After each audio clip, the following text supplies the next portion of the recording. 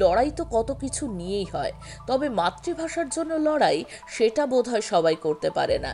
বহু বছর আগে এই বাংলার মানুষ পেরেছিল। বাংলা ভাষার প্রতি অসীম ভালোবাসা থাকা মানুষগুলো লড়েছিল তাদের মাতৃভাষার জন্য। আর বিজয়ী হওয়ার সেই দিনটি আন্তর্জাতিক মাতৃভাষা দিবস নামে আজ পরিচিত।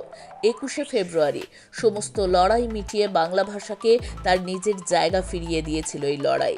বাংলাদেশ ও পশ্চিমবঙ্গ সহ বহু বাংলাভাষী অঞ্চলে পালিত হয় একটি বিশেষ দিবস, যা 1999 খ্রিস্টাব্দের 17 নভেম্বরে জাতিসংঘ কর্তৃক সম্মানিত করা হয়। তারপর থেকে প্রতি বছর 21শে ফেব্রুয়ারি বিশ্বব্যাপী পালন করা হয় আন্তর্জাতিক মাতৃভাষা দিবস হিসেবে। কি বন্ধুরা, জানতে এই তথ্য? অবশ্যই লাইক আর কমেন্টের মাধ্যমে আমাদের জানিও। আর এরকম আরও অজানা তথ্য জানতে আমাদের ইনস্টা ও ফেসবুক পেজ ফলো করতে ও ইউটিউব চ্যানেল সাবস্ক্রাইব করতে ভুলো না কিন্তু।